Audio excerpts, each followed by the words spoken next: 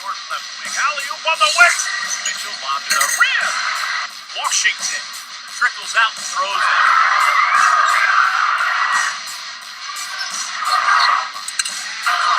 He'll take the three-pointer. Nicola drops it. What a big-time shot. And welcome to the 2017 MAC Basketball Championships on ESPN3. Tonight, from the Times Union Center in Albany, New York, it's a first-round matchup between the 8th-seeded Quinnipiac Bobcats and the number 9 seed Niagara Purple Eagles. 11 teams dreaming of cutting down the nets Monday night. And what we have here tonight, first-round games for the right to move on to the quarterfinals tomorrow and Saturday. So the top seed Monmouth, the number 2 seed St. Peter's, the 3 seed Iona, and then the 4 and 5 seeds Siena and Fairfield already waiting in the quarterfinals, and we will see who survives here tonight.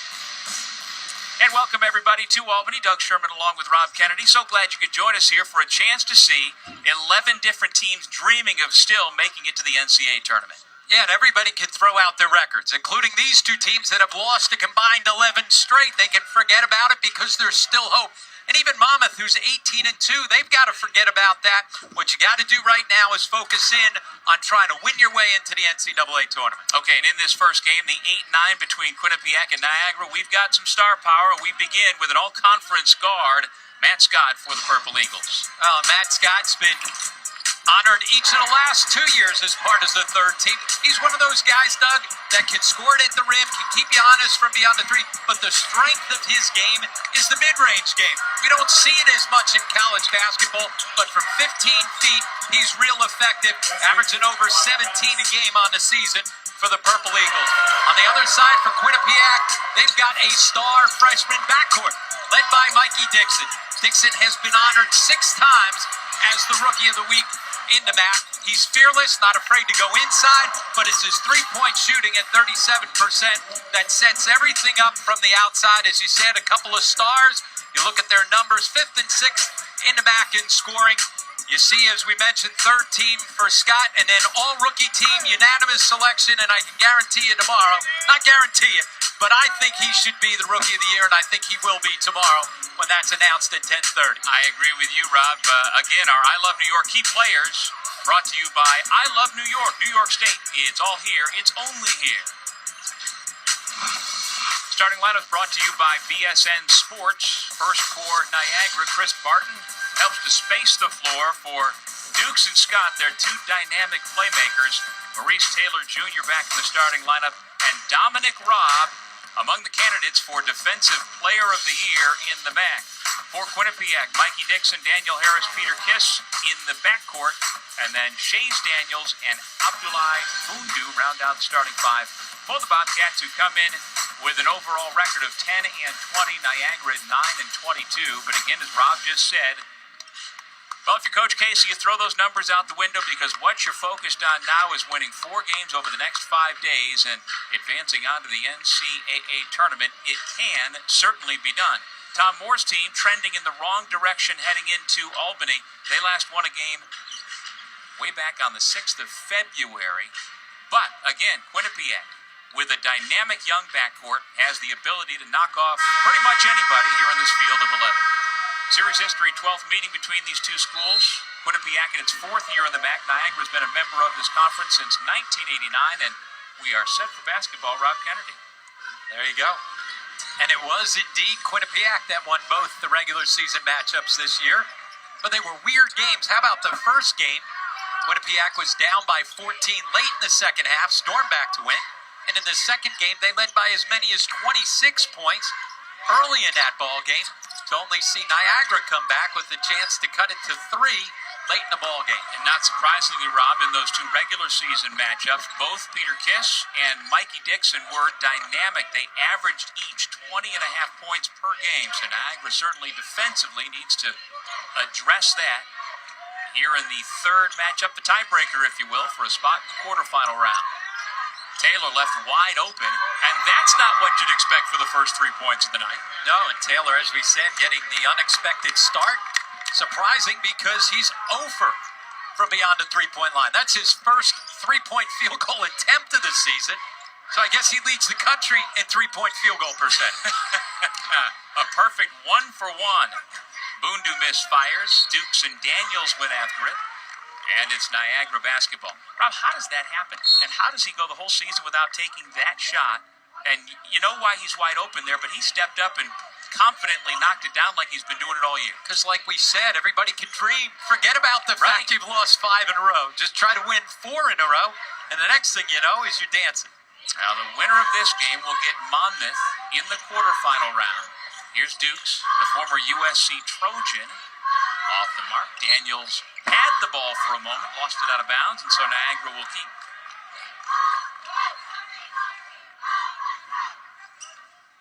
Chris Casey in his 4th year as head coach at Niagara. This is year 10 for Tom Moore at Quinnipiac.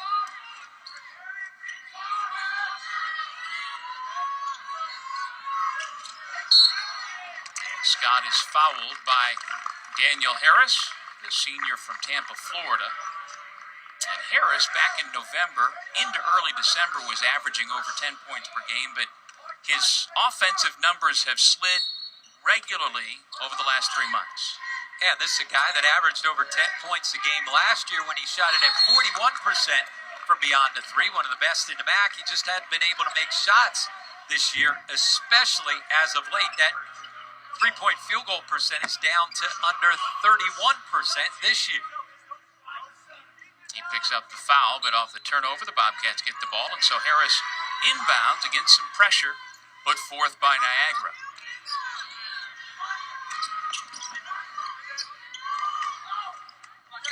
Peter Kiss all alone. He misses his first shot of the night. Bundu whistled for a travel. Quinnipiac really does have a big 3. Dixon, Kiss, and Daniels. But after that, you've got a big drop-off. Dukes misses. Bundu clears. If the Bobcats are going to be successful, they need buckets like that. Daniels with a rim run off the feed from Kiss. Well, neither one of these teams is particularly good in the half court, but if they can get out and run in transition, that's where you can get some easy baskets. But you're right, Doug. One of the keys for Quinnipiac, can they get a 4th or 5th score to go along with those big 3 that have been pretty consistent all season long? Kiss saves it, but it goes to Niagara. And now the officials switch the call, and it will stay down at this end as we take another look. Clearly off of Quinnipiac. I believe the official knew what he wanted to call, just pointed the wrong direction. 17:35 remaining, just underway at the 2017 MAC Championships.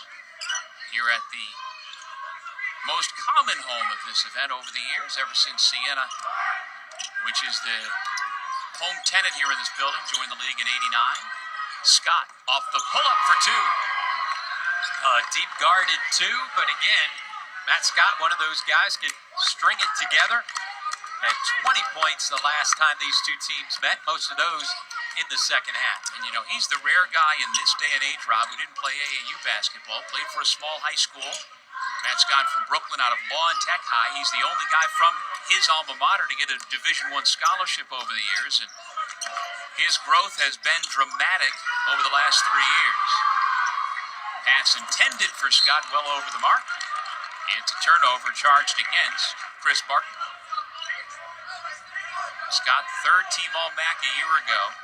3rd-team All-MAC again this year. And so the last time a Niagara player was honored by the MAC consecutive years, that was Antoine Mason, the last back-to-back Purple Eagle honoree.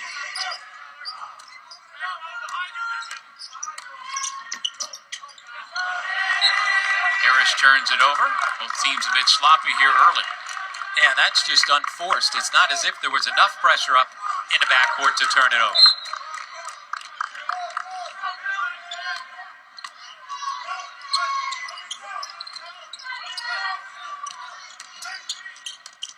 Taylor back to Dukes. Dukes is one of those guys who can just get buckets. He can score them in bunches. He and Scott are quite a 1-2 combo. Duke's averaging 15.5 points per game. Here he is in the corner, saving it back to Taylor. And he had a career-high 29 against Quinnipiac the last time these two teams met. Dukes airballs it. Out of bounds back to Quinnipiac.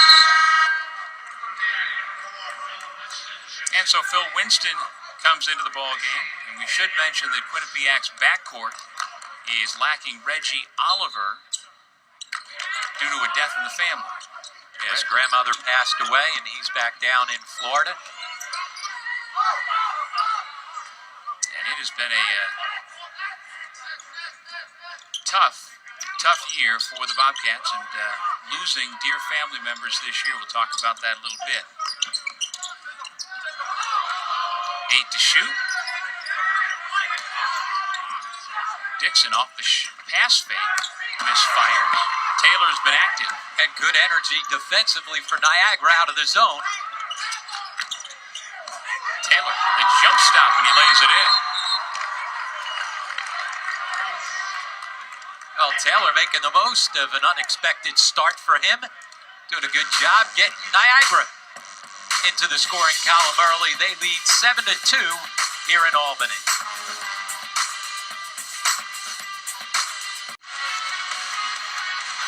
MAC basketball is brought to you by Geico. I love New York. New York State. It's all here. It's only here. Visit iloveny.com. Life storage. It's your life. Store it with care. And UHY, the leading choice for professional tax and business consulting services. UHY. Experience the next level of service. Well, perhaps we could have a do-over with our Star Watch off the top. Niagara leading 7-2. We expected Matt Scott to be the guy, but so far it's been Maurice Taylor with 5 of the 7 Purple Eagle points. Quinnipiac struggling from the perimeter so far. Now 0 for 5 from distance. And just forcing up too many threes against the zone defense. You got to probe, get the basketball inside, and then kick it back out. 5 minutes gone. Rob sets the screen for Scott. Gets it back on the pick and pop. Around and out. Scott crashing the glass for 2. And Scott does a good job crashing the glass. 7th best in the MAC at 7 rebounds per game. Well, he's so long and so active. He's among the league leaders in steals as well. Certainly well deserving of making 3rd team All-MAC. And certainly if Niagara had had more success as a team, you could have made a case for Scott maybe on the 2nd team. But good for the junior from Brooklyn to get that award. And I don't know if you remember, Rob, Matt Scott telling you in an in-game interview last year, saying as a skinny freshman, I couldn't finish at the rim and I would cry for fouls. And that epitomizes to me what we see here in the MAC, guys who stay around for 3 and 4 years and just develop their games. And he's worked on his game in the offseason every year. One of the reasons why Chris Casey says he has been so improved. Offensive foul called against Niagara. It goes against Scott, clearing out with his forearm. 2-time MAC Player of the Week this season. His best night was a 34-point performance February 12th against Iona. Dropped 30 on Rutgers back in November. Daniels, tough pass to handle, through the hands of Alan Chiga. And out of bounds. And Niagara's changing defenses with the little 3/4 court trap, back into zone, mixing man in as well. They've kept the Bobcats off kilter and haven't allowed Quinnipiac to get into anything offensively. They've been confused at times almost and settling for way too many threes. They go to the high post. Daniels. That's a good idea. Get the basketball inside against the zone, especially when you got a guy like Shays Daniels that can score it in there. He's got all 4 Bobcats points. Kiss. Nice look to Daniels. That's a shot he's got to make. And a foul on the rebound. Well, anytime you play against Quinnipiac, even though this is not a vintage rebounding Tom Moore team, You got to get after it on the offensive glass. You're right, Doug. That's a basket that Chase Daniels has got to be able to convert. But they get an extra opportunity because they work so hard on the offensive glass. Foul against Dukes. We should point out that the league's leading shot blocker was in his peripheral vision when he missed that shot. Dominic Robb is somebody who will make you miss a shot one way or the other.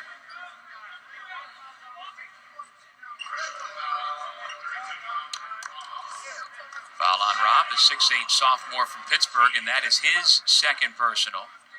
He came into this game 2 blocks shy of Niagara's single-season shot block record. Mark Henry, back in 87-88, set that mark. Although Dominic Robb, as he heads to the bench, has no block shots in his last 3 games. He'd only gone 1 game previous to that, Rob, without a shot block. And part of that equation is when you get into foul trouble, you can't be on the floor. And that's happened to him recently. See Peter Kiss. Not quite the same energy from him. He's been hampered by the flu. Matter of fact, this entire Quinnipiac team had a case of the flu run through. Scott, now with a half a dozen. Well, that time he wasn't crying and looking for a foul. He's bigger, stronger, able to finish up top. Chica off the spin.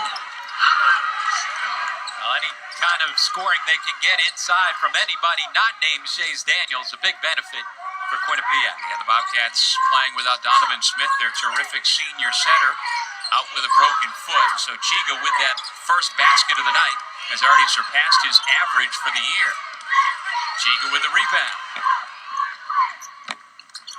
Andrew Robinson's come into the game for Quinnipiac. Daniels got it blocked on the way up. Nice job of going up straight. Ollie to the rejection. Dukes get denied by Chiga. A good energy for Chiga. Saw the quick catch, spin, and turn, and then showing you his athleticism, making a run to come up with the block in transition. Staying with the much smaller and quicker Dukes. Used his size to swat it away. 6'7", 207, a senior from Cameroon, has been with this program for 4 years. Daniels goes out. Bundu has returned. Niagara with the ball, leading by 4. Here goes Scott along the baseline. In trouble, lost it. Bundu picks it up and gives it right back to Dukes. Scott, after getting his feet crossed up with one of the officials, still took the shot and missed it.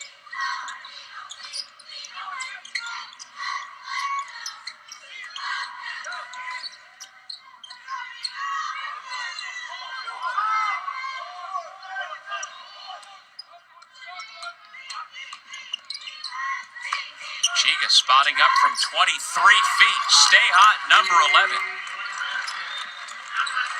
And just his 5th 3 on the season. He's just 4 of 18 coming in, so no reason to guard him out there. That's a first made 3 for the Bobcats by a guy you certainly didn't expect it from. So we got a 3 early from Maurice Taylor for Niagara. His first shot from distance this year. And then the answer by Chiga.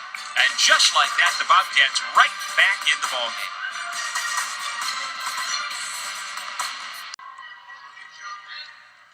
Niagara with a 1-point lead in this first-round game of the MAC Basketball Championships. The winner will take on Monmouth.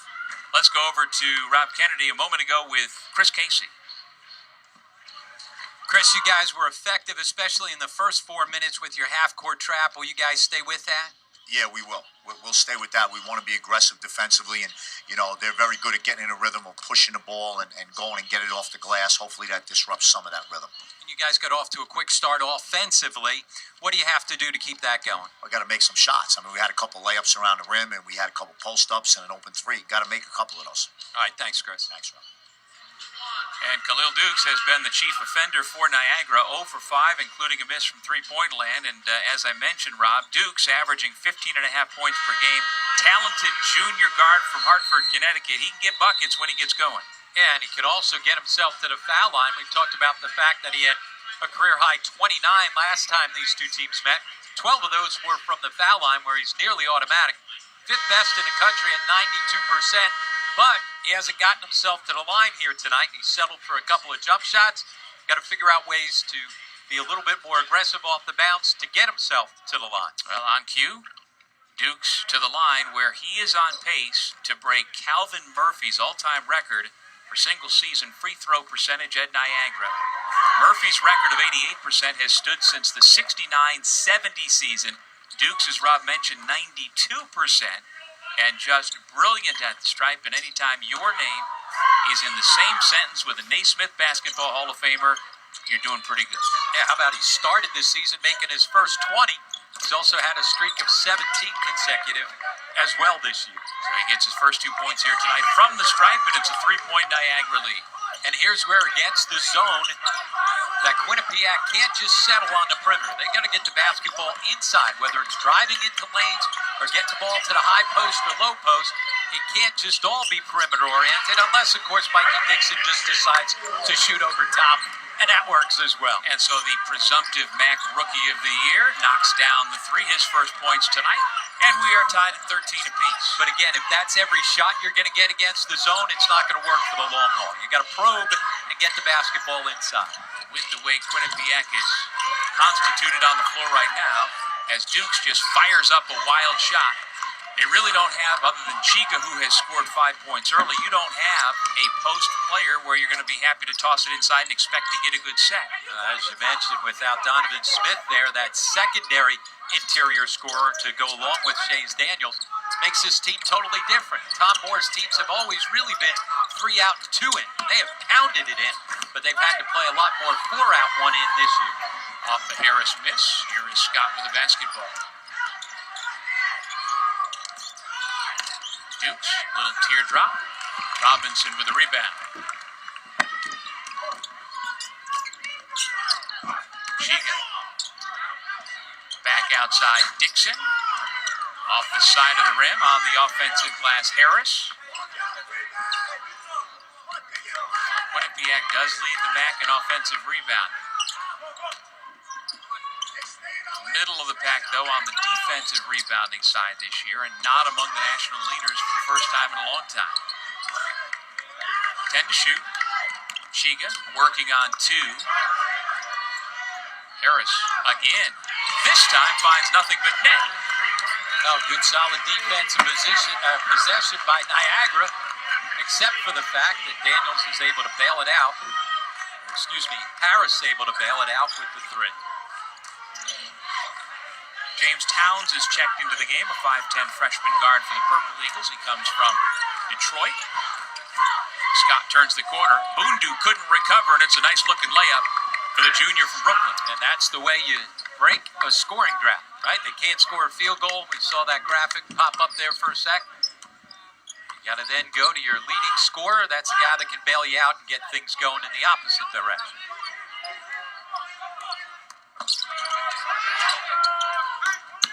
Bundu. And we're going to get it over the back foul on Dixon.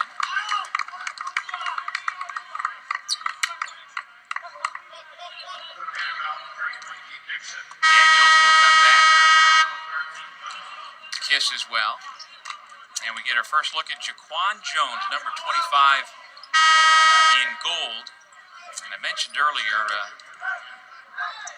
Jaquan lost his mother, Valerie Carlton, of cancer back on January 16th. She was just 39, and he really got a lot of help, emotional support from the whole team, but in particular the Robinson twins, Andrew and Aaron, who both lost their mother earlier this season as well.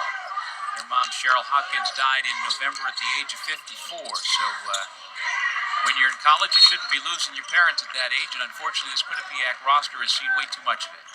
Yeah, it's hard to go through the entire season anyway, but to have to deal with that on top of it, that is not easy. And so not surprisingly, Jaquan took some time. He lists Newburgh as his hometown, but his mom was living down in North Carolina, where a lot of the family is, so he had to spend some time down there. That is Jones misfiring his first shot attempt. And Jones is somebody who has gotten himself a lot more playing time, as much as anything, because of the injury to Donovan Smith. And so the Bobcats need more from Jones. He comes in averaging just about a point a game. At 6'7", 180. He, though, suffered a a leg injury that was gruesome. Kiss with a bucket. Quan Jones suffered a leg injury similar to Kevin Ware's at Louisville a few years ago. Daniels blocks it out of bounds. And Jaquan Jones has actually talked to Kevin Ware about it and has overcome that. So he's had a lot to deal with here.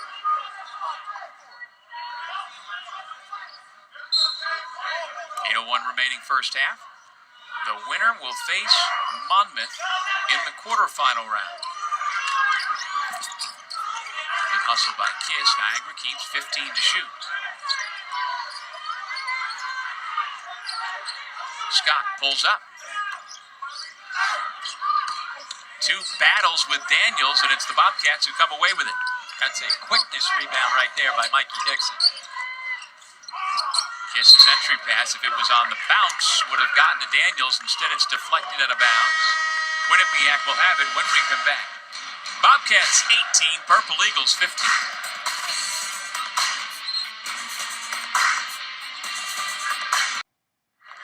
Back in Albany at the Times Union Center, Quinnipiac with a 3-point lead. And Niagara has itself, as we've been talking about, a pretty good 1-2 combination. Dukes and Scott, they rank among the best 1-2 scoring tandems in the backcourt. Justin Robinson and Micah Seaborn setting the pace. Yeah, Robinson and Seaborn both first-team selections earlier this week. But you're right, Matt Scott and Khalil Dukes, second best in the MAC, just 1/10 of a point behind their Western New York counterparts over at Canisius.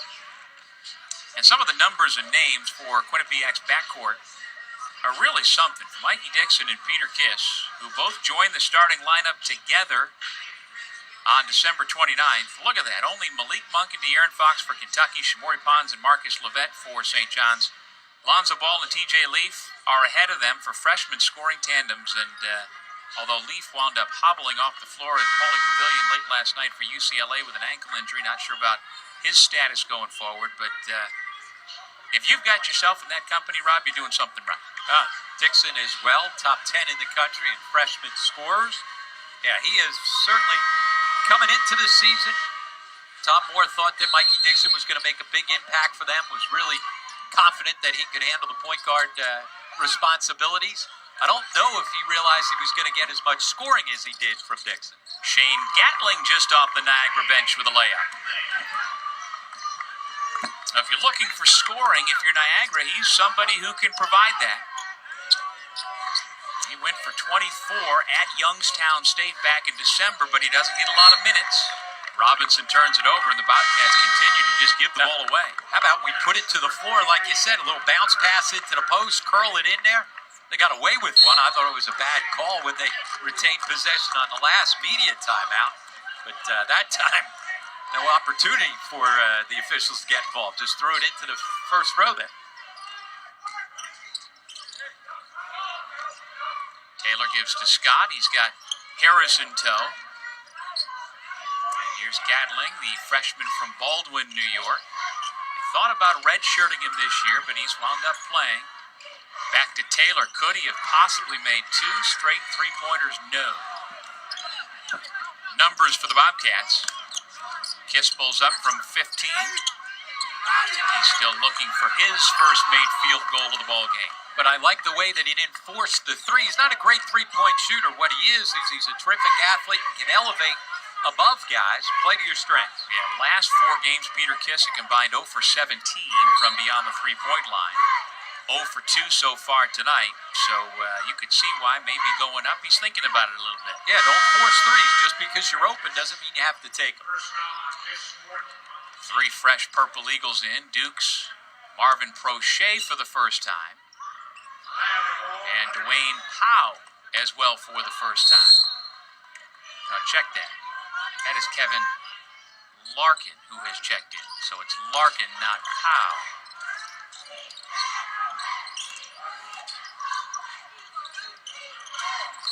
Prochet got his hands on that rebound and was fouled by Chiga.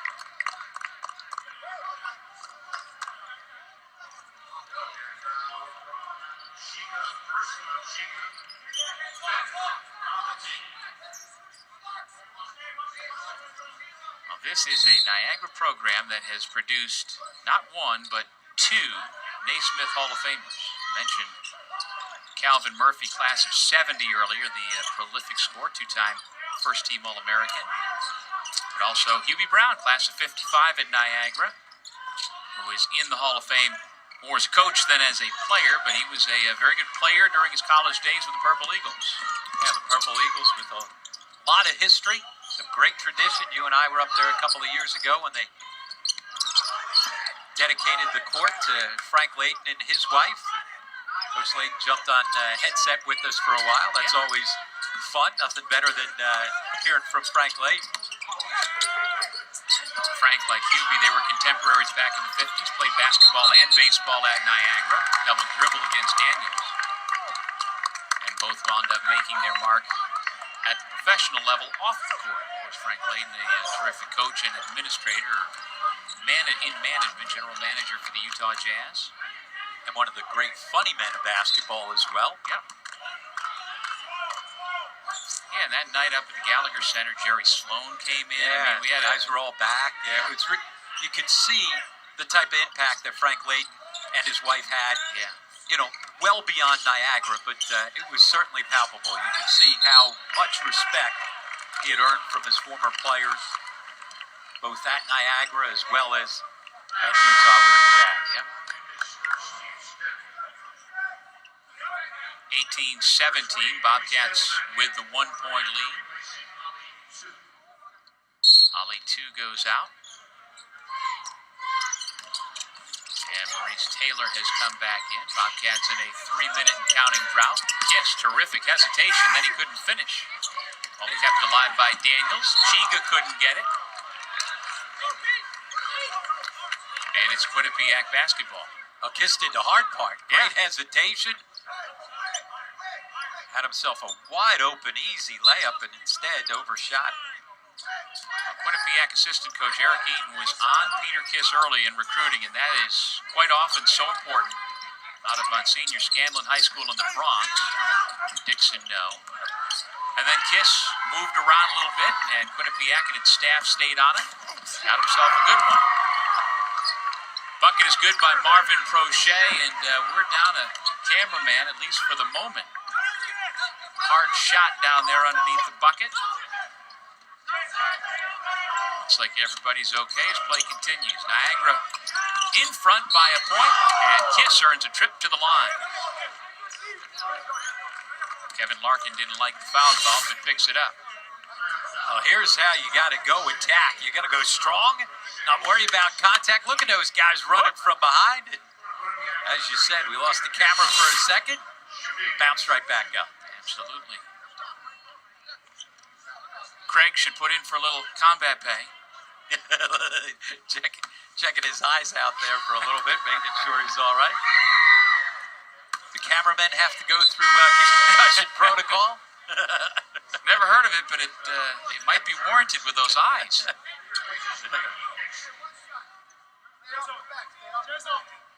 Dixon leaves the ball game. Winston is back out there for Quinnipiac. And the folks from Hamden, Connecticut are back in front, 2019. If you're struggling with your shot, getting yourself to the free throw line quite often can be an elixir. Dukes able to get his first made field goal. And Niagara back in front. As you said, he's a guy that can find buckets, not just three-point shots. It's a creative finish as he was driving. Now, last couple of games of the regular season, he was only 2 for 9 combined from the floor, only scored a total of 8 points in those 2 games. And he wasn't even taking shots. He had just 2 shot attempts in the regular season finale. It's hard to believe.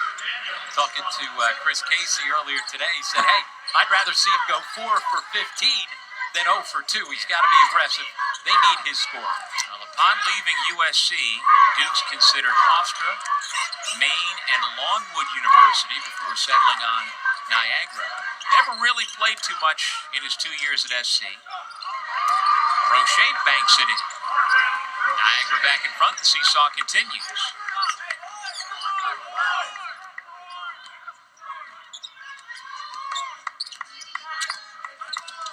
Winston finds the cutting Daniels, who was fouled. Larkin picks up his second personal. This final media timeout of the first half. Competitive ball game here in Game 1 of the 2017 MAC Championships.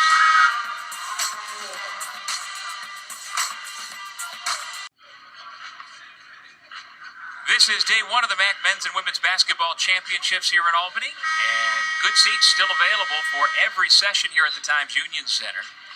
And I'll be curious for the 9:30 quarterfinals Saturday night between Siena and Fairfield. Of course, this is Siena's home building, Rob, and that has been added to ESPNU's schedule for that night, so it's a little bit later than you'd normally have. Siena draws real well. Their last 2 regular season home games, they drew in excess of 7,000 fans per night, so I would think we'll have a good crowd.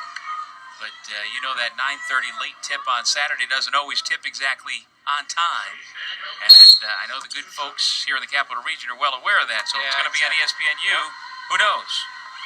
Yeah, certainly if it's a 7 o'clock game, you've got, you can almost guarantee you're going to hit certain numbers as far as attendance is concerned, but the wild card is being that second game. But with that said, it's a nice feather in the cap for the Metro Atlantic Athletic Conference that the good folks at ESPN have selected that game to fill out their roster of games from all around the country on Saturday night. I'll tell you, I was talking to a couple of the Siena players, Levon Long, before their game at Monmouth last week, about the excitement they had as Prochet misses. First time since they were freshmen to play on ESPN2, and it's a fact not lost on them that guys in this league don't get that opportunity all that much, and so you can rest assured that the folks from Fairfield, the folks from Siena, the players are very excited, even more so, about the opportunity on ESPNU Saturday night. Peter Kiss ridden to the ground, and the foul goes against Barton. And so Peter Kiss gets himself back to the foul line.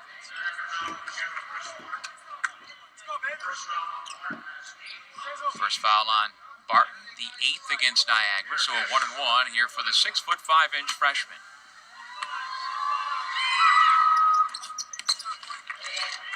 And he's a 4-time MAC Rookie of the Week, Rob, so about 3 weeks ago maybe you could have made a case for him surpassing his backcourt mate Dixon for Rookie of the Year, but pretty clear Dixon wrestled that award back. Yeah, by averages 21 a game over their last 4 games and finished it up with 28 in the regular season finale. But certainly that combo, 1-2 punch of the freshman backcourt, certainly makes things for a bright future here at Quinnipiac. And there the two of them are once again getting together in the lane.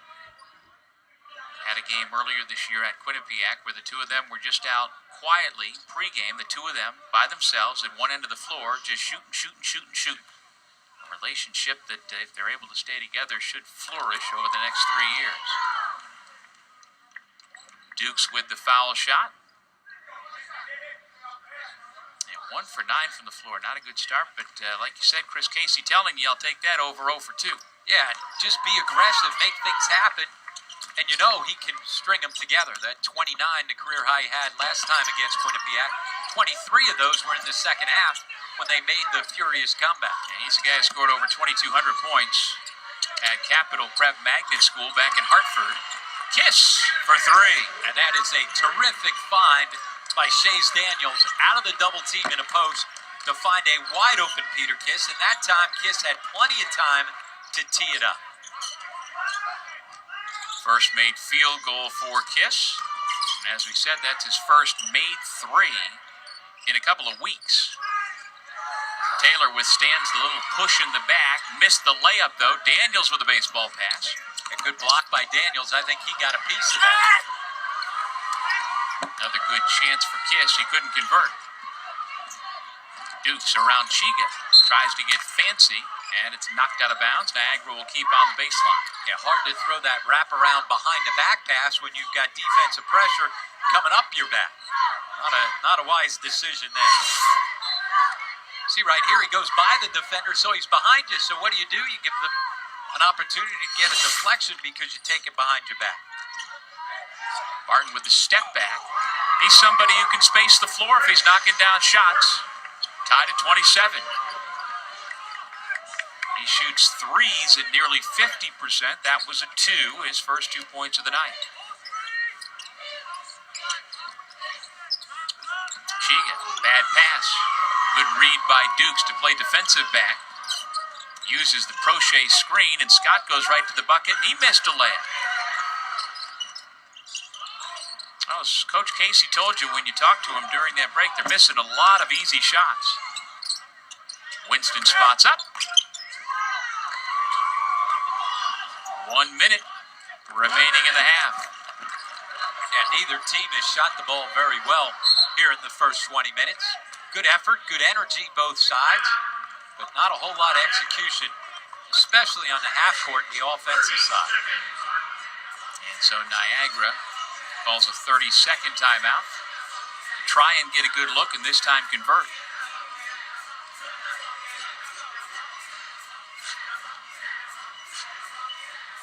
Fans tune into ESPN3 on Friday, March 3rd. That is tomorrow morning, 10:30 a.m. to watch the MAC men's and women's basketball postseason award show where all major award winners will be announced. Although, Rod Kennedy, you can tell us all of your winners right now if you'd like. We've already said Dixon for Rookie of the Year. Yep. We've already said Justin Robinson for Player of the Year. Yep. Coach of the Year you've got? Well, it's a two-man race in my mind. King Rice, Monmouth going 18-2, and then John Dunn with St. Peter's finishing in second place after being preseason picked to finish in fourth. And what he's done, not only this season, but in his tenure at St. Peter's is really impressive. So certainly going to be one of those two guys. You and I have both talked about that if we had a vote, our defensive player of the year would be Jazz Patterson from St. Peter's, the best defender on the best defensive team. How about sixth man? What do you got with that one? Yeah, that's the one that we hadn't talked about before is Duke's misfires. It's the one I paid the least attention to, by the way. Yeah, and it's hard to quantify a lot of times because guys are in and out of the starting lineup. Yeah, and certainly there'll be a couple of guys. There's a guy like Nico Claret who left for 7 games. If I was a coach, I wouldn't be voting for somebody who left his team for 7 games, but certainly statistically might be the best guy coming off the bench to score. He won that award last year as a freshman. I'd be surprised if he got it this year, but you're right, the numbers might push him to it. Kiss. No. Under 10 seconds to go in the half. Winston picks it up. Goes right to the rim. He can't get the roll. Purple Eagles looking to get off a shot, and Barton didn't seem to understand what he needed to do.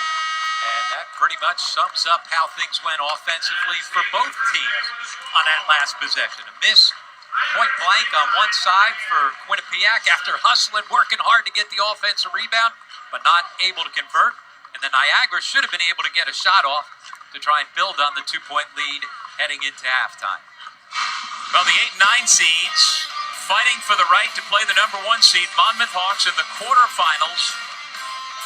That game will be 7 o'clock tomorrow night on ESPN3. We've reached halftime with the Bobcats and the Eagles playing a good one. Niagara up 2. The Purple Eagles with a 2-point lead this first round game of the MAC tournament. And as he was walking off the floor, Niagara's Matt Scott stopped by with Rob Kennedy. Matt, you guys have had good effort there in the first half. Offensively, at times, a little start and stop. How do you get some offensive rhythm here in the second half? Well, we're going to just try to keep getting stops on defense, and hopefully it contributes to our offense. And you guys have been active on the offensive glass. It's always important when you play Quinnipiac. How are you going to be able to keep up that effort in the second half? Well, it's the MAC tournament. We just got to play hard, box out, and try to beat them on the glass. That's the way to take their heart. All right, thanks, Matt. Thank you. Matt knows it is the MAC tournament, part of Champ Week here on the ESPN networks, and the winner of this ball game will take on Monmouth. Every game can be seen here from Albany, New York on ESPN3. You can see the Siena Fairfield game Saturday night, 9:30 on ESPNU, and then the men's championship will be Monday night, 9 o'clock Eastern on ESPN2. This here tonight, 3 first-round games. It'll be followed by Canisius and Marist and Ryder in Manhattan. It's all about survive and advance, and right now Niagara and Quinnipiac are in a dogfight. 2-point ball game here at the intermission. Lots happening construction-wise here at the Times Union Center and the new convention center next door. We'll talk to Albany County Executive Dan McCoy when we come back. It's 29-27 Purple Eagles. We're at halftime with Niagara holding a 2-point lead over Quinnipiac. The winner advances to the quarterfinal round to take on regular season champion Monmouth. And welcome back, everybody, to Albany. Doug Sherman along with Rob Kennedy. And that first half was not necessarily a thing of beauty, but competitive at least. Both teams playing defense better than they're playing offense. Yeah, there was good energy on both sides. All you have to do is look at the offensive rebounding numbers, especially from Niagara. They had 9 offensive rebounds in that first half against a real good rebounding team in Quinnipiac. So there was effort, just not a whole lot of execution, especially in a half-court offense. Well, let's show you the highlights as they did get points on the board. We start with the big man inside for the Bobcats, Chase Daniels. Well, Chase Daniels, one of the better post scorers in the league. And when he gets the ball inside, obviously he's effective. You're going to see right here 3 scores. The only problem for Quinnipiac, these were their only 6 points scored in the paint in the entire first half because they relied a little bit too much on 3-point shooting. That was Mikey Dixon's only made field goal, Doug, in that first half. He was 1 for 5 from beyond the 3. As a group, 13 3-point shot attempts as Kiss finally made one, but just 4 of 13 from deep. Meanwhile, for Niagara, they didn't shoot the ball that well. That by Taylor, the only made 3-pointer in 9 tries. He did, though, provide some offense in a role that we're not accustomed to seeing from him. Yeah, he had 5 points and 7 rebounds, so he had good effort. The guy who you expect to score it did. Matt Scott, he's got that scorer's mentality, but it's not just him scoring the basketball. His rebounding, as we said, 9 offensive rebounds in that first half for Niagara, gave them some extra opportunities, and when Matt Scott gets extra opportunities, he usually converts. 5 ties, 10 lead changes as we take a look at our first half stats brought to you by I Love New York. New York State, it's all here, it's only here. As we said, just 6 points in the paint for Quinnipiac. They've got to pass the basketball, get it inside, especially against the zone. Niagara had the better as far as points in the paint are concerned. And somebody's got to make shots. 34% for Niagara, just 31% for Quinnipiac. That just shows you neither team converted.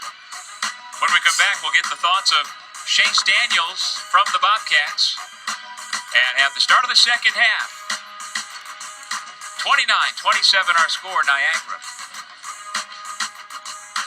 It's not who you pick, it's where you pick. And this top seed is a lock. The #1 bracket game in the land. ESPN Tournament Challenge. Follow your bracket and get the latest tournament news from anywhere. Sign up at ESPN.com/bracket or download the app today. Cavs, Clippers, Saturday on ABC. Quinnipiac trails Niagara by 2 as we get started for the second half. Let's go over to Rob with Chase Daniels. Chase, neither team really able to establish any kind of rhythm offensively in the first half. How do you change that in the second half for you guys? I mean, we just got to keep going. We got to keep trying to execute the game plan. All year we've been pretty good offensively. You know, this game we're more focused on defense, trying to hold them under 40% to try to get us a win. And when you guys have been able to rebound and run and get out in transition, you have been better. How are you guys going to be able to make sure that you don't make it a half-court game in the second half? You know, we just got to play defense. You know, we got to dig down, find it in ourselves to win this game. Defense wins championships. All right, thanks, Chase. Thank you. And based on that, the Bobcats should feel good about the fact that they've held Niagara to only 34% shooting in that first half. Niagara should feel good about the fact that they get Dominic Robb back after he played only 6 minutes thanks to 2 personal fouls in that first. And also the fact that Khalil Dukes was 1 for 10 from the field, and you've got a 2-point lead. Bobcats with the basketball first. Here's Daniels over Rob No.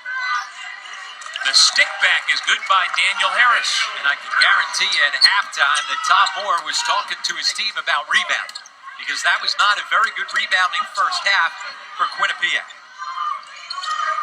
Harris for 3. 5 quick points for the senior. Well, those 5 quick points are both off rebounds. An offensive rebound and then a defensive rebound that allowed him to get out in transition. So a very fast 45-second start to the second half of Quinnipiac. Niagara gives it back on a slow start. They surrendered the lead, 32-29, Quinnipiac. Now up in the three-quarter court pressure, they had some success with this in the first half. Foul on the pass. Well, this is Quinnipiac's fourth MAC tournament as Dukes picks up his second foul. And Tom Moore's clubs over the years have lost opening round games each of the last 2 years to Marist and Ryder. The only time that Quinnipiac has won a MAC tournament game as Bundu misfires was in its first year in the conference when they beat the Niagara Purple Eagles. Three-point bucket is good by Chris Barton, and we're tied once again.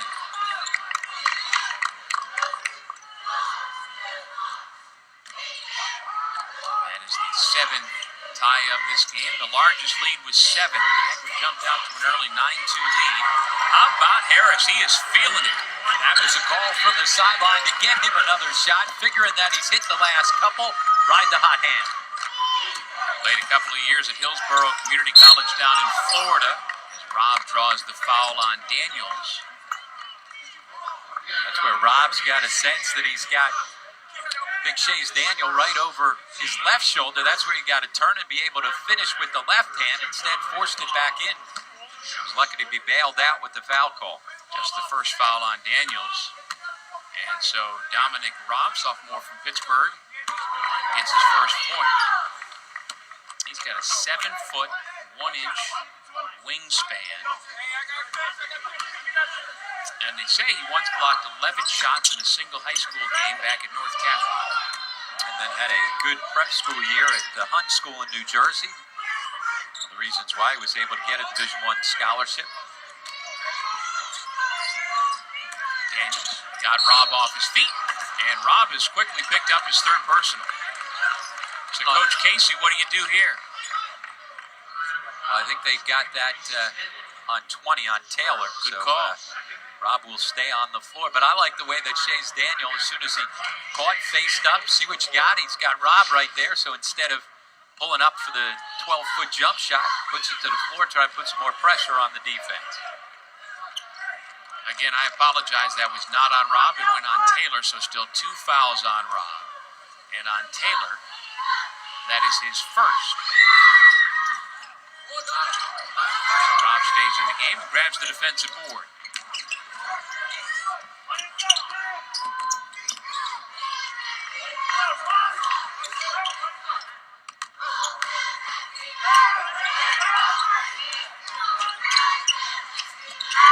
Taylor driving on Bundu. Much more aggressive at the offensive end tonight. I tell you what, he's been aggressive every time he's touched it. That was a heck of a drive coming right from the three-point line. On a swing back to him, he really attacked. 7 points for the senior from Cambridge, Mass. Kiss winds up turning it over. Along the baseline, Chiga will come back in. And Bundu goes out.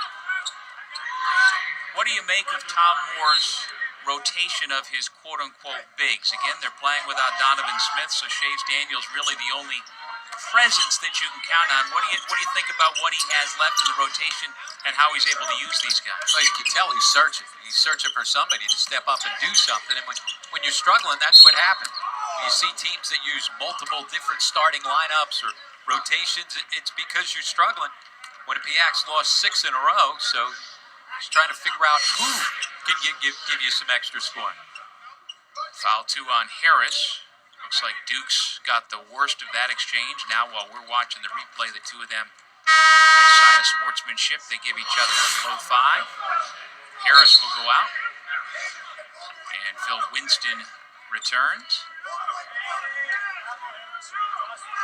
Quinnipiac also again playing this game without Reggie Oliver. Their junior guard is back home in Florida because of the death of his grandmother.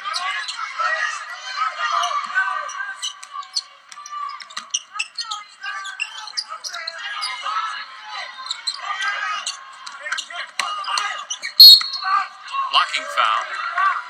Chiga picks it up, and again the activity for Taylor turning out well for Niagara. Yeah, as we said, he's been aggressive, moving without the basketball. It all starts, though, with him setting screens, and so the defense then is jumping out to the guy who's coming off the screen. He just shaped right back up, stepped to the open area. Smart basketball, but he's been aggressive. Here's Coach Casey, who was a 6-year assistant coach under Norm Roberts at St. John's University. Coach Casey's been around the MAC before his current tenure at Niagara as well. He was a St. Peter's assistant coach for the 91 team under Ted Fiore that went to the NCAA tournament. And then he was also an assistant under Roger Blind 4 years later when the Peacocks represented the MAC. And a couple of head coaching stints as well. At Rutgers North at the Division III level, and then prior to coming to Niagara, had a good 3-year run at LIU Post, taking Post to 2 NCAA tournaments in his 3 years. And his stated goal at the start of the year and throughout is, again, he and his staff realize we can't continue to lose players to transfer. Yep. And the total is really eye-opening. 23 guys have left since he took the job. And if they can keep this core together, they certainly should be able to start to move up the MAC standings. Yeah, continuity right now is the most important thing for the Purple Eagles. Scott, no, Rob had it. But it looked like they called him out of bounds.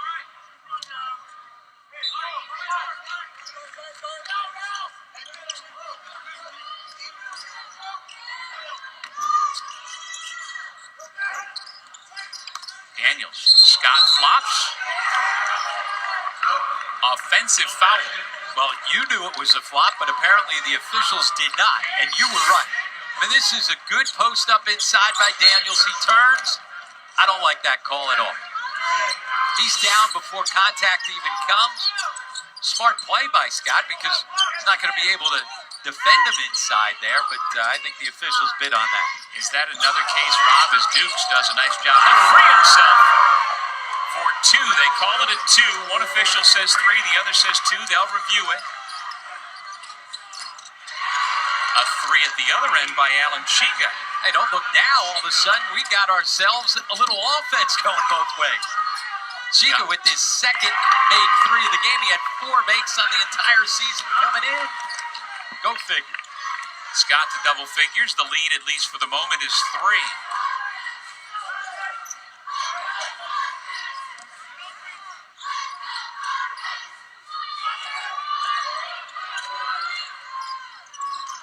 They got to get Mikey Dixon on track offensively. Good job defensively, though, by Niagara to not allow that to happen. I don't think Dixon has even taken a 2-point shot yet tonight. No, he was 1 for 5 from 3 in the first half, and he's not really gotten any good looks here in the second. Nice rhythm jump hook by Dominic Robb. The lead is back to 5. And this is where Quinnipiac has had problems here in this 6-game losing streak. When things have gone south for them, they've gotten their head down, and they've allowed that to continue. You got to fight back. That's the only way that you're able to get through some adversity. That foul will go against Taylor, and we'll head to break. Nearly 5 minutes gone here in the second half. Purple Eagles by 5.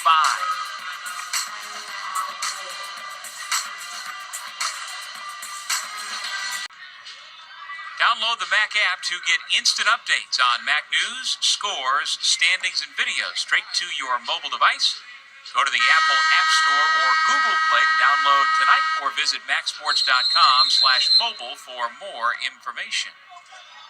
With Rob Kennedy, I'm Doug Sherman here at the Times Union Center in downtown Albany. And Rob, you got from Ron Tyberski, the official, the word 3 or 2? 3.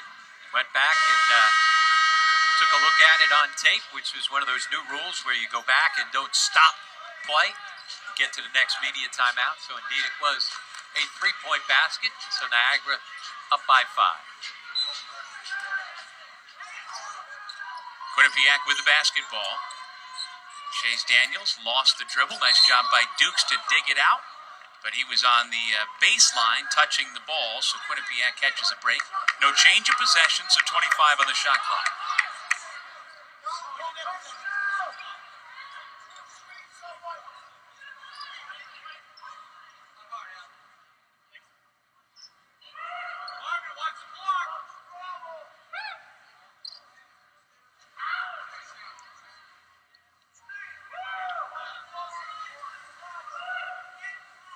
Rusty Cooper, the official, and Daniel Harris having a little fun while they get the floor cleaned up. Harris should be smiling. He's had a hot hand here in the second half.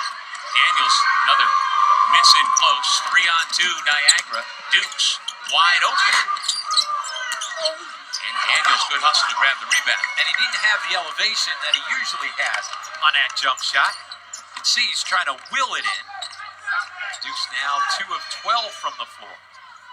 He comes in at 43% of the year from three-point range. So he certainly can do it, just hasn't been quite right lately. Taylor with a rebound. Daniels hits the deck. That gives Niagara a chance for numbers. And without a rim protector, Barton has a chance for three. You're right. With Daniels not able to make the trip, a lot easier for Niagara to pound the basketball inside. And when you do, and you've got an opportunity to show the basketball, right there, the ball fake gets Daniels off his feet, not once, but twice. And able to convert. Nice finish by Barton through contact. And so the sophomore from Pontiac, Michigan, out of Avondale High School, at the line. And foul was on Harris, his third. Barton's having himself a nice game with 9. And this is the largest lead of the ball game at 8. Kiss, open 3. Yes! Well, that's what you got to do against the pressure. You've got to be able to score it at the back end, because if you don't, just taking care of the basketball and not turning it over is not enough. You got to make teams pay for trying to stretch the floor defensively. Wow, boy, did Barton go attack the rim on that.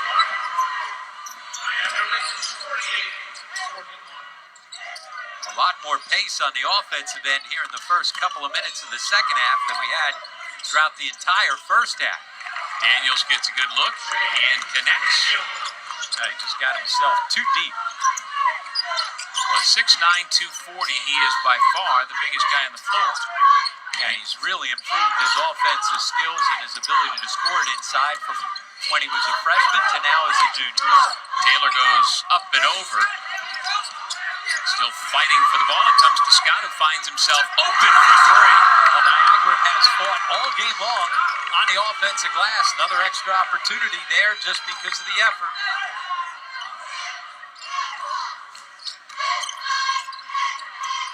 Robinson gets those 3 back for Quinnipiac. That's what he does. He's a guy that can make it from beyond the three-point line. But Quinnipiac's got to get some stops at this end of the floor. It's become too easy for Niagara on the offensive side. See the second half 3-point shots. It's amazing how games change like that. Scott No on the spin. Taylor had it blocked by Daniels. Taylor's closing in on double-figure rebounds. And again, in the first half, these two teams, Rob, combined 4 for 16 on three-pointers. This half, they can't miss. Daniels with Scott defending. Double team comes. Daniels called for travel.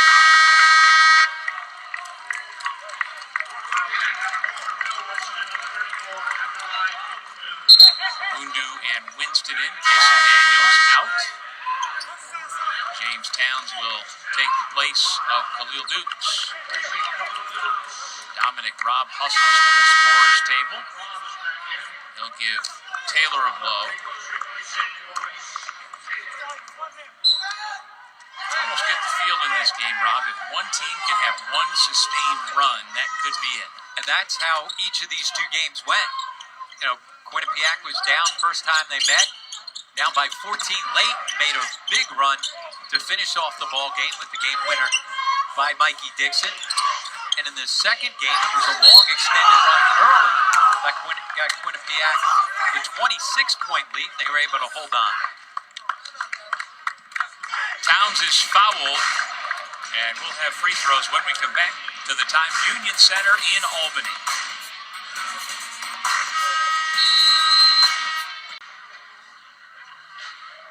Niagara with a 5-point lead. Let's now get the thoughts of Bobcats head coach Tom Moore.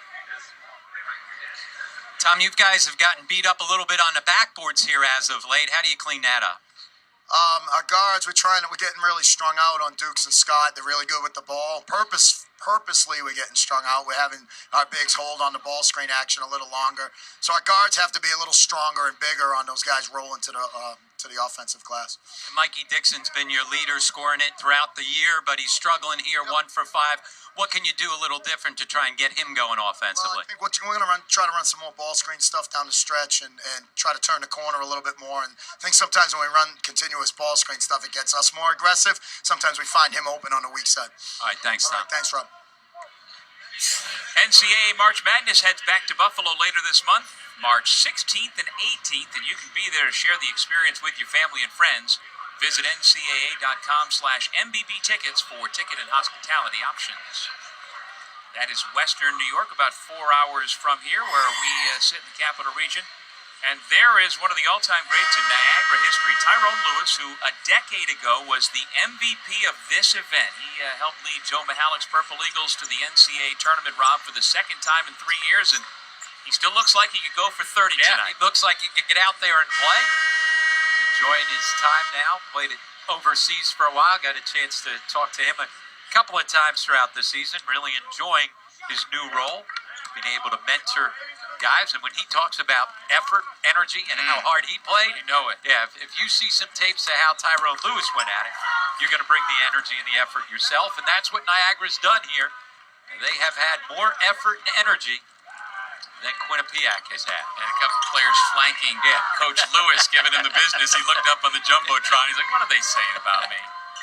But a decade ago, there was no It's all explosive. good. Tell them it's all good. Absolutely. We're all saying good stuff. They're still giving it to him on the bench.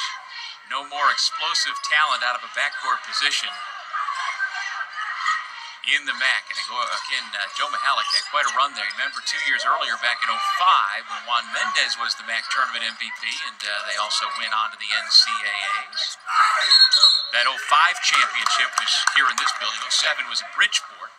But Niagara certainly knows its way around the Times Union Center. They would love to pick up this win and get a chance to take down the regular season champs tomorrow. The winner of this game gets Monmouth in the quarterfinals.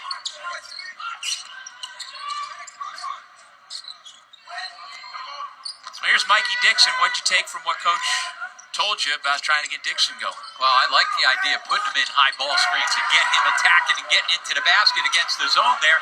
At least on that possession, not like the possession before, they finally get the basketball into the paint area.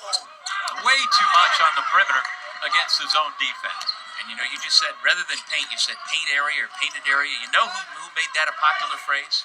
Niagara alumnus, Hubie Brown. There you go. It's all about the painted area. Peter Kiss on the grab. Prochet asking for a intentional foul. Not going to get it. Right? When did it become the painted area? So the paint was okay. The lane was okay. Now it's the painted area. There it is. Not even painted here in this building. It's clear.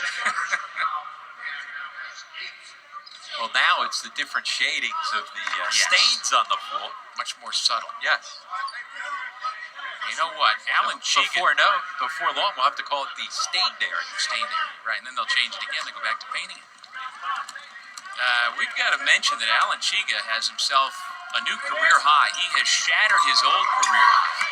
Senior from Cameroon has 11 points. His previous career high was 7 against Vermont a couple of seasons ago.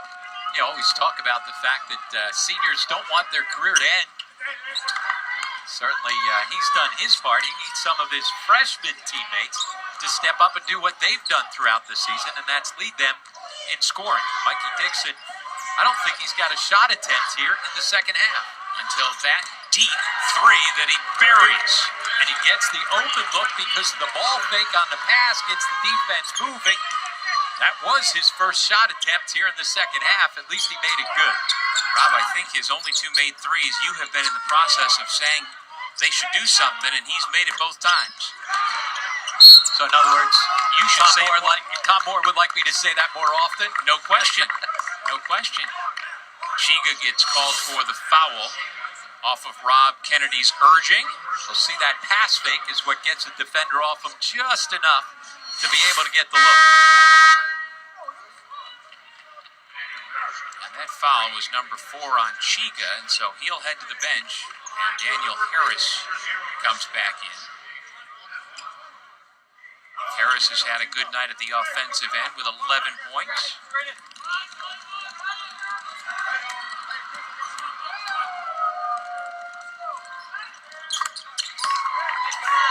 And Barton has provided a nice spark, especially here in the second half. The youngest child of Tanisha and Chris Barton in the Detroit area. Duke's in, Scott out. Scott's been quiet so far here in the second half.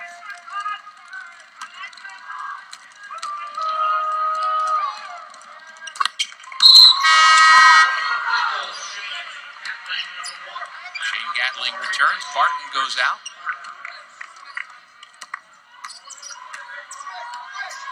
Chris Casey's been able to use his bench a little bit more so than Quinnipiac has. A couple of these freshmen, Peter Kiss and Mikey Dixon, have played tons of minutes as the season has gone on, and that's always a concern. How are they going to be able to fight their way through it? Looks like with the losing streak, they may have lost some gas late, but no gas lost right there. Rob, the turnover. Dixon gets his first 2-point bucket of the night. Back to a 3-point game. Well, we have seen time and again where Dixon and or Kiss can get on a run all by themselves.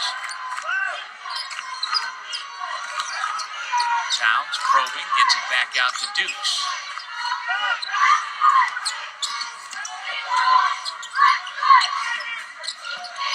Rob has a mismatch, but they can't get it to him. Towns, as the buzzer sounded, Rob on the rebound. Dukes back to Towns, same spot. Second time's a charm. Well, Dukes is not feeling it from three, so he's smart about it. Show the basketball, make the extra pass, and with plenty of time to spot it up, they get it in.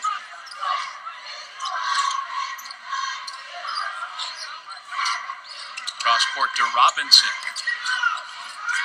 And Prochet's got it. Towns hustles it into the front court. Good decision. Yeah, had no one with him. Yep. Duke's calling for the high ball screen from Rob. Gets it and finishes. Well, on the switch, he knows he's got a quickness advantage. Certainly, Daniels has the size, but Duke's able to scoop by him. Timeout, Quinnipiac.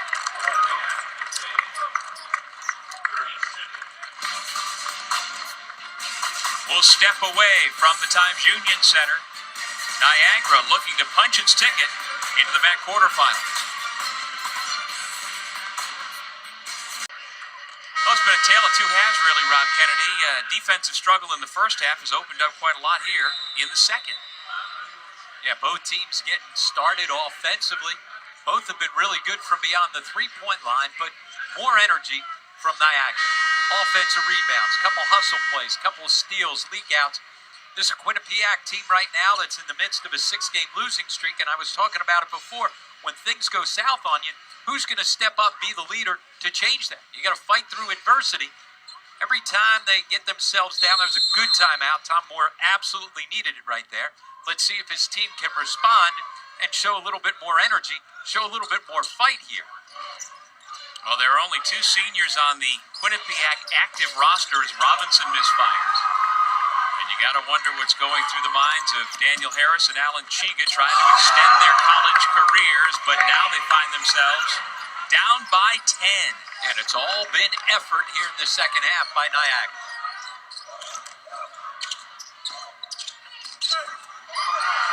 Winston missed the layup. Towns back the other way.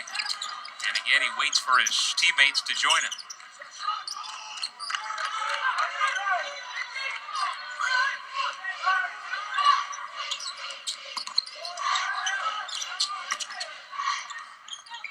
Towns, feeling it. And again, a nice find by Dukes as Towns able to knock down a couple of threes here. He went for 17 in a non-leaguer against Drexel back in November when he went 5 for 6. Towns has that sort of shooting ability. Mikey Dixon's got to make something happen. That's not making something happen. You're on a 10-0 run on the wrong side of it. Game's in jeopardy. Your best player's got to step up. I don't care if he's a freshman or a senior. Your best guy's got to play like the best guy. Taylor against a triple team with a shot that had no chance of going in. They need that. Front rim Robinson. Harris, he's in a tough spot. Do they grant the timeout? No. And on the alternate possession off the held ball, it's Niagara possession. Perhaps a quick timeout could have kept the basketball for the Bobcats. Instead, down 13 and in a tough spot against James Towns and the Niagara Purple Eagles.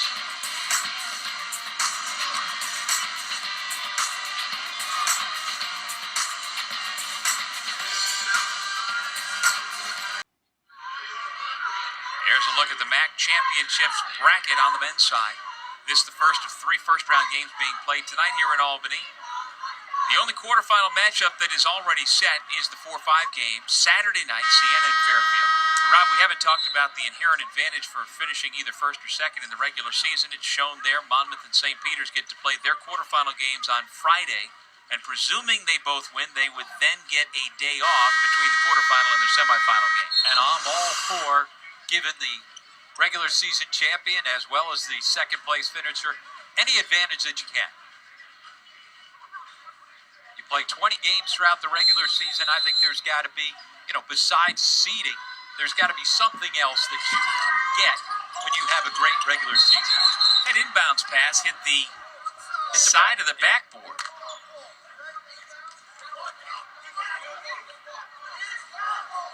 And now the inbounder, Marvin Prochet, is saying it was deflected by Quinnipiac.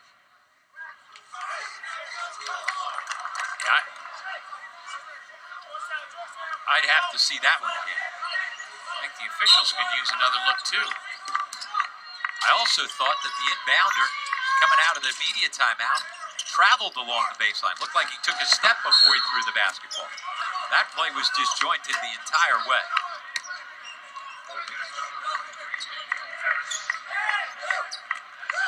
Fourth foul on Harris. And that is the 10th team foul against Quinnipiac here in the second half. So 2 free throws upcoming for the young man out of Henry Ford High School in Detroit, James Towns. He won a high school Class B Michigan State Championship last year, first in school history, after having lost in the finals the year before. He's been a good offensive spark here as Niagara has now stretched this lead to 14.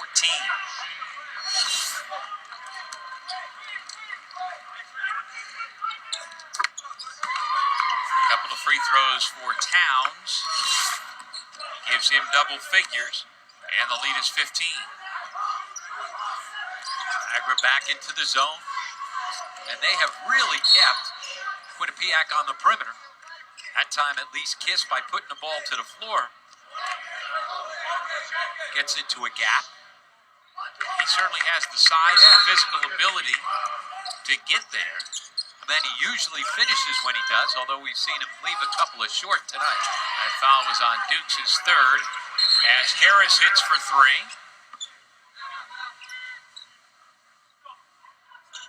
Now let's see if Quinnipiac, with the full court pressure, can create and manufacture some energy.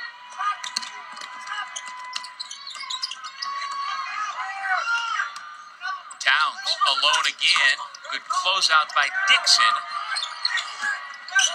And look who comes up with it, Taylor. He got things started with those 5 quick points. He's in double-figure rebounds, and rebounding has certainly been the advantage to the Purple Eagles. No reset of the shot clock on that air ball, so Towns has to go, and that he does. And Niagara has made good on those extra opportunities on the offensive glass. When was the last time, Doug, you saw a Quinnipiac team get out-rebounded by double figures on the backboards? Down 12 right now. One of the reasons why they're down 14 on the scoreboard. If that's on Chiga, that's his 5th, and he is staring at potentially the end of his college career. As you said earlier, Doug, he has a new career high. He gave a good effort, energy here tonight. Just didn't get enough from his teammates. So unless his teammates can erase this 14-point deficit, Chiga has played his last game as a Bobcat.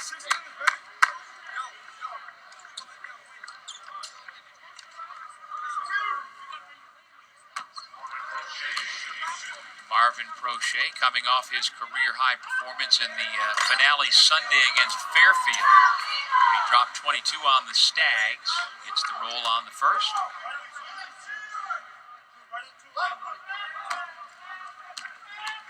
Out of high school power, Long Island Lutheran. Prochet's a Brooklyn native, couple of free throws. The lead is back to 16, and there is Chiga after having fouled out. 5.5 minutes to go. Towns called for the foul. He cut in front of Kiss and is called for the block.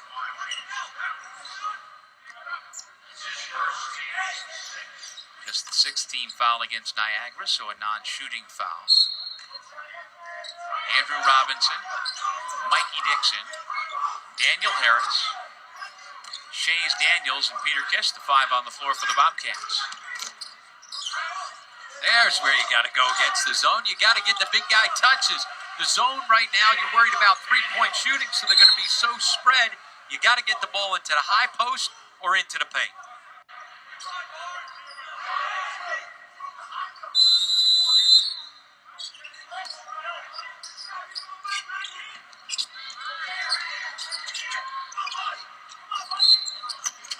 Kiss went for the steal, but gets called for the foul.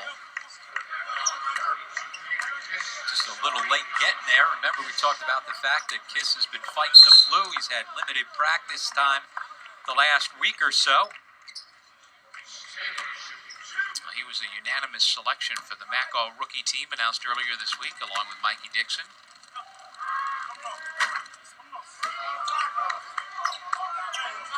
There's the 6'5" rookie from New York City. Ever since he joined the starting lineup back in late December, his numbers have gone up. His best performance points-wise, 23 against these Niagara Purple Eagles early last month.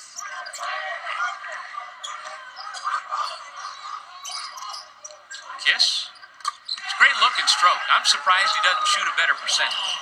Yeah, just 27% from beyond three. Mostly because he was struggling so much in the last 8 games, was just 4 of 30 from deep coming in. So his percentage earlier in the season was up. He's got himself in one of those shooting slumps late. He had a perfect angle for that. Great release. Great rotation. Taylor, no. Here comes Kiss. Quinnipiac down 12. Try to make one more push. Dixon for 3. Scramble comes to Niagara. They've got numbers. Towns. Blocked. Daniels, great job. Here's Kiss stepping back. Tries to draw the call. You need good possessions right there. You're trying to cut into it. I know he was thinking that maybe he'd get 3. You just got to make yourself in a position where you get yourself a better look at the basket. And that last stretch there, Rob, had a little playground feel to it. Yes. Back and forth. You can sense the desperation on Tom Moore's club. And also the frustration on Tom Moore. He ended up getting teed up. He was looking much like Peter Kiss was. He was looking for that call to get to the line for 3. I thought it was a good non-call. Well, no question who you'd send to the free throw line, as Khalil Dukes at 92% does his thing at the line. Now you see the numbers for Dixon and Kiss down considerably from what we've seen most of the year.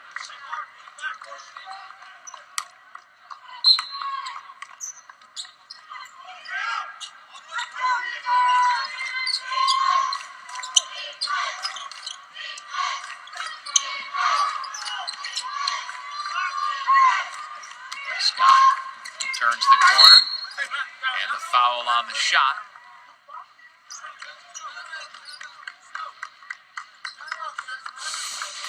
.352 to go in regulation. Niagara getting closer to a spot in the MAC quarterfinals.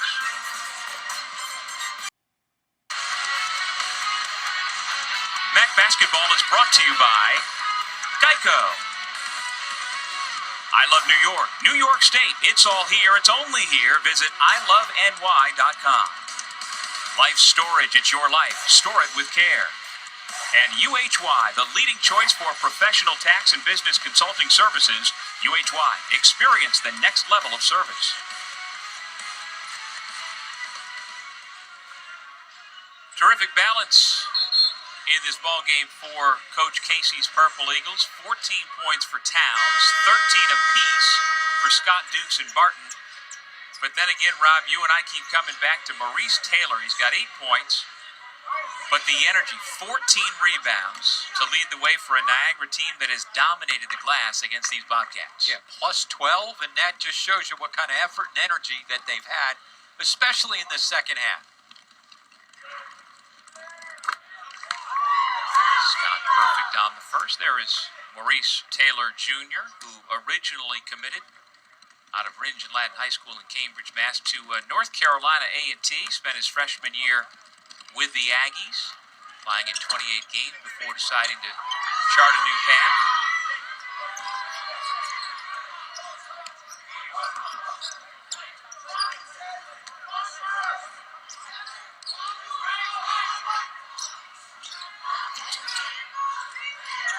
That pass from Dixon right to the hands of Scott, who bounces it up ahead. And the layup by Chris Barton. They've had really good scoring balance. A lot of different guys have contributed. Robinson. Dukes gets pushed to the floor, and that goes against Daniel Harris. And I believe that is his 5th personal. So, both seniors on Quinnipiac's active roster done, both fouled out. Yeah, both guys, though, in double figures here in their last game. And Harris finishes with 14 points. And as mentioned, Chiga with a career-high 10.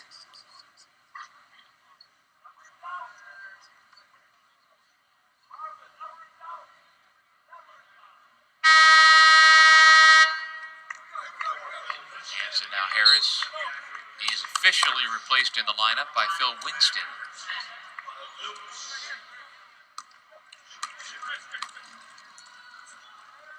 And Dukes shooting 2. Now, he may have struggled from the field, just 3 of 14, but he's been perfect at the line. Make it 8 free. And so each of the trio that had 13 points a minute ago, Dukes, Scott, and Barton, they've all got 15. Robinson, he has not been able to get going tonight. Scott with the run out.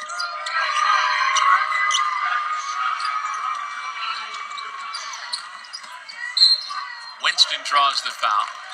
Coach Casey, do you take your starters out at this point with the idea that, boy, we got to try and keep up with the highest scoring team in the league tomorrow? Yeah, up by 20, time to get, even though it's 3 minutes for coaches, sometimes they can't survive 3 minutes with emptying the bench. But, yeah, you got to start thinking about getting guys some extra minutes. But Chris has been able to utilize his bench throughout the game, so he's had guys coming in and out. One of the reasons why I think their energy has been better, he's had the longer bench here tonight. Yeah, no doubt. We've seen considerable minutes for Gatling, Towns, 2, and Larkin off the bench, which we normally don't see as much of. And all those guys have contributed as well. And remember, Marvin Prochet not in the starting lineup, so he as well has given him some scoring off the bench.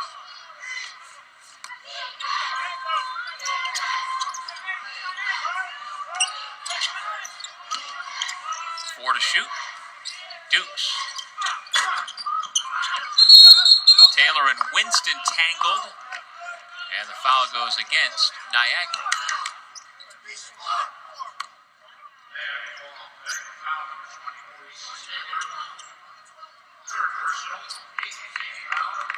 Third on Taylor. And the 8th team foul.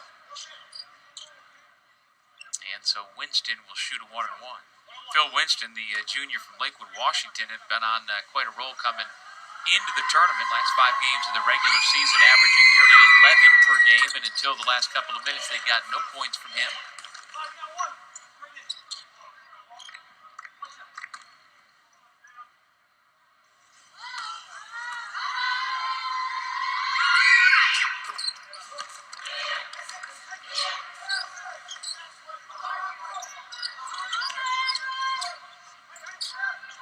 Easily broken once again. The pressure, that's 3 straight times. Niagara has had zero problem getting the ball to the front court. Now they got the ball right in against the pressure defense to the middle of the floor. And as soon as you get the ball into the middle of the floor against the press, you've got options to be able to distribute to the left or right side. You're able to go attack. And then when you got a guy that's 5th best in the country from the foul line, put it in his hands. You knew eventually we might get him off stride. Now 8 of 9, but if he hits this, he's pretty much at his season percentage average of 92% on the season, 5th best in the country. So 9 out of 10. Just, a ho-hum day for him. And again, he's on pace, Rob, to break the school record for single-season free throws that has stood since 1970 by Calvin Murphy. So again, and think about Calvin Murphy. As great of a player as he was, one of the best foul shooters in the history of the NBA. Yeah.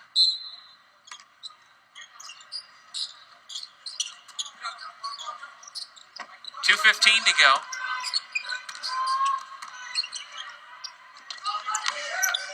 Our next first-round game is scheduled to begin at 7 o'clock. Obviously, we won't have that happen. Canisius and Marist will come up following the conclusion of this one. And then the nightcap will be Ryder against Manhattan. 5 to shoot.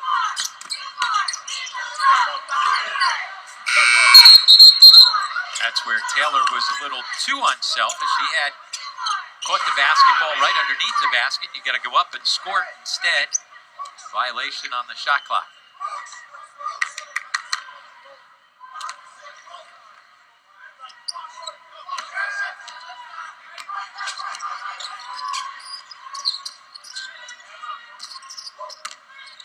Daniels leans in. Ball tipped back to Winston. His pass goes out of bounds. Last to touch was Scott.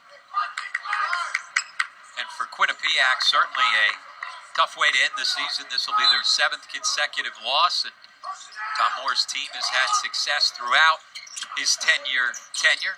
With those 2 freshman guards, though, it certainly gives you some hope. They can build around both Mikey Dixon and Peter Kiss. They've got to find another big to go along with Shays Daniel inside.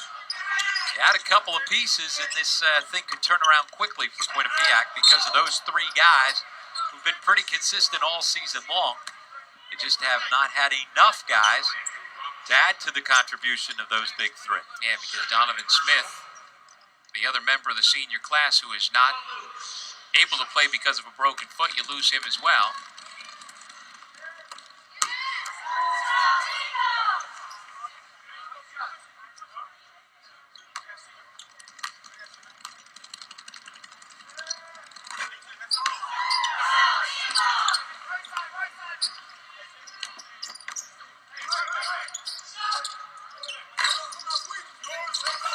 Robinson gets the kiss, miss, and then lost it. 1 minute. Pressure broken over the top of his team. Scott will hold it on his hip.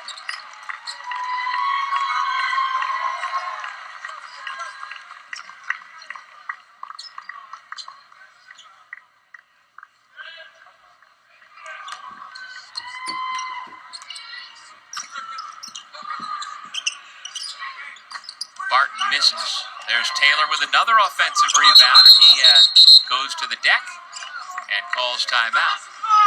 Well, I just love the way he brought the energy. First time he caught the basketball, stepped back, took and made his first 3-point shot of the entire season, and he's had that kind of energy all night long. The Taylor family has a lot of talent. He's a coach's kid. His father, Maurice Sr., and Maurice Jr.'s younger brother, Jaquil, is a 6'10 sophomore at Purdue. what's to come on the ESPN networks from the MAC Championships in Albany. Everything on ESPN3 as always. And then that one men's quarterfinal Saturday night, 9:30 between Siena and Fairfield will be on ESPNU. And then Monday, the women's championship, 5 o'clock on ESPNU. And then the men's title game, ESPN2, 9 o'clock tip.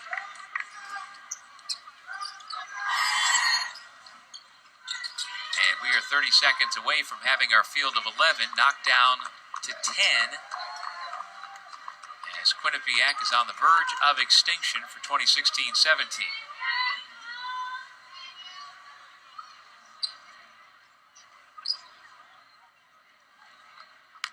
Greg Tarka has checked into the game, a junior from Montgomery, New Jersey for Quinnipiac. Get his name in the box score. Cameron Young as well. Scott with the bucket. Tarka fires, and that does it for the Bobcats. Their season comes to an end while Niagara advances to take on regular season champion Monmouth in the quarters. Chris Casey's team had good energy, and then they got things going on the offensive end there in the second half. Had just 29 points at halftime, an offensive explosion for the Purple Eagles here in the second half.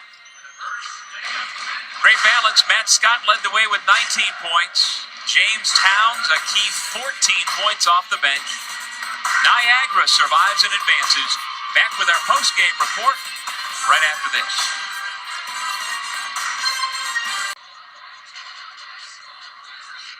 Our first quarterfinal matchup is set as Niagara has eliminated Quinnipiac by the final of 88-69. The Purple Eagles advance to face Monmouth in tomorrow's 7 o'clock quarter. That can be seen here on ESPN3. Let's go over to Rob. Thanks, Doug and Chris. An impressive win. Terrific second half. You guys really were able to get going offensively, but I thought it was your defense that really started that with getting some stops and some transition. Yeah, I agree, Rob. And not only the defense, but I also think our rebounding. You know, we said that in the locker room before the game. If you win the glass, you're going to win the game. And we did that. We really went after the ball. And you dominate them. You out-rebound them by 12. Taylor had a career-high 16. He took advantage of the start, knocked down 5 quick points. How important was his energy? His energy is always important. He comes out hard all the time. And what we did was we went after the ball with 2 hands, led by him. You know, that's important with this team because Tommy does a great job getting him to go to the glass. You can't go one-handed. You can't go soft. You got to go with 2 hands and grab the ball. You guys had good scoring balance. It always starts with Matt Scott, your leading scorer. Matt, how important was it for you guys to get a win here? You had lost 5 straight, but you had been playing pretty good basketball throughout the year to show people, hey, we're moving in the right direction and things are going well. How important was this win tonight? Well, to start off in the MAC tournament, Coach told us everybody starts 0-0. So we just going we know we got better throughout the season, but we're gonna erase our record and we're gonna play like we 0-0 every time down. And you guys certainly had the energy in the second half. Played pretty well in the first half with energy, but what was the difference offensively in that second half? Well, we got consecutive stops and rebounds, and that led to our transition. And we were very good in transition. And now you've got the quick turnaround. You take on Monmouth. You guys played them well at home up in Western New York earlier in this season. What do you have to do to be able to pull the upset against the Hawks? Well, they got a lot of talent, so we just going to have to strap up on defense, rebound, and just try to get out in transition again. All right, but you have that opportunity because you got the win here tonight. Congratulations, Matt. Thank you. Matt Scott, our Geico player of the game. Time now to look at our Life Storage play of the game. It's your life. Store it with care. James Towns, the freshman, came off the bench with 14 points to help spark this huge 59-point second half to help Niagara post an 88-69 victory. Coming up next on ESPN3, another first-round matchup between number 7 seed Canisius and number 10 Marist. Be sure to join us all weekend and catch all the action of the 2017 MAC Basketball Championships right here on the ESPN networks. For Rob Kennedy and our entire crew, I'm Doug Sherman saying so long for now from Albany.